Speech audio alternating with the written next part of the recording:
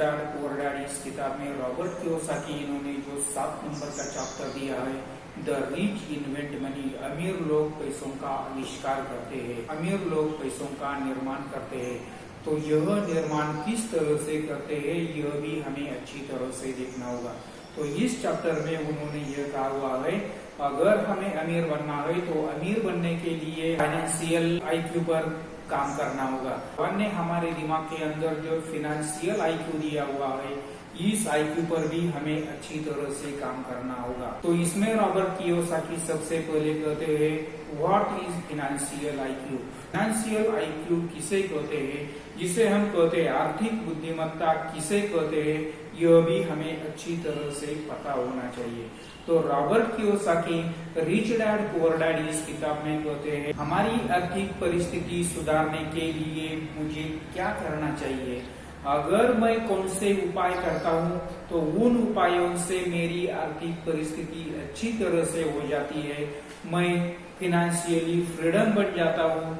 कौन से उपाय करने से मैं इकोनॉमिकली फ्रीडम हो जाता हूँ, आर्थिक दृष्टि से मैं स्वतंत्र हो जाता हूँ, इसके बारे में अच्छी तरह से नॉलेज लेना, इसे कहा जाता है फाइनेंशियल आईक्यू। रॉबर्ट कियोसाकी इन्होंने फाइनेंशियल आईक्यू के बारे में जो संक्षेप में कहा हुआ है, मेरी आर्थिक परिस्थिति सुधारने के लिए मुझे क्या करना चाहिए, कौन से उपाय करने से मैं इकोनॉमिकली फ्री हो सकता हूँ, मुझे इकोनॉमिकल फ्रीडम मिल सकता है, इन सब के बारे में अच्छी तरह से नॉलेज होना, उस पर काम करना, इसे कहा जाता है फाइनेंशियल आईक्यू। तो रॉबर्ट कियोसाकी कहते हैं, फाइनेंशियल आईक्यू क्यों डेवलप करना चाहिए। फाइनेंशियल आईक्यू डेवलप करने के पीछे कौन कौन से कारण है, यह कारण भी रॉबर्ट कियोसाकी यहाँ पर देते हैं। तो फाइनेंशियल आईक्यू हमें क्यों डेवलप करना चाहिए, इसके जो उन्होंने जवाब दिए हुए हैं, इन जवाबों को भी हमें अच्छी तरह से देखना होगा। रॉबर्ट कियोसाकी कहते हैं, आपको आपका फाइनेंशियल आईक्यू क्यों डेवलप करना चाहिए। अगर आप आपका फाइनेंशियल आईक्यू डेवलप करते हैं तो उस डेवलप करने से आपको कौन कौन से फायदे मिलने वाले हैं, कौन कौन से फायदे आपके हो जाएंगे, यह सभी उन्होंने यहाँ पर दिया हुआ है। तो रॉबर्ट कियोसाकी सबसे पहले कहते हैं, जब आप आपका फाइनेंशियल आईक्यू बढ़ाते हो, जब आप आपका फाइनेंशियल आईक्यू डेवलप करते हो, तो आपके संपत्ति वाली कॉलम में धीरे धीरे बढ़ोतरी होना शुरू हो जाती है। इसीलिए आपको आपका फाइनेंशियल आईक्यू डेवलप करना है। उसके बाद रॉबर्ट कियोसाकी कहते हैं, टू बिकम मोर रिच।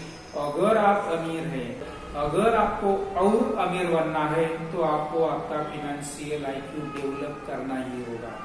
उसके बाद रॉबर्ट कियोसाकी कहते हैं, टू फाइंड मेनी अपॉर्चुनिटीज। अगर आप आपका आईक्यू डेवलप करते हो तो यह आईक्यू डेवलप करने से आपके सामने जो नई नई अपॉर्चुनिटीज है, इन नई अपॉर्चुनिटीज से आप अच्छा फायदा ले सकते हो। और यह फायदा सिर्फ जब आप आपका फाइनेंशियल आईक्यू डेवलप करते हो तो ही आ सकता है। उसके बाद रॉबर्ट कियोसाकी कहते हैं, टू एक्सेप्ट न्यू चैलेंजेस। यह जो दुनिया है, यह दुनिया हर रोज बदल रही है। आज का नॉलेज कल पुराना होने वाला है। जैसे ही कल आता है, आज यह नॉलेज पुराना हो जाता है।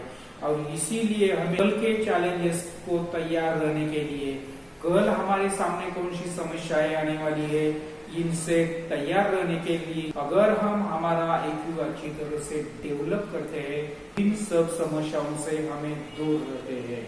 टू रियलाइज गुड और बैड डील्स।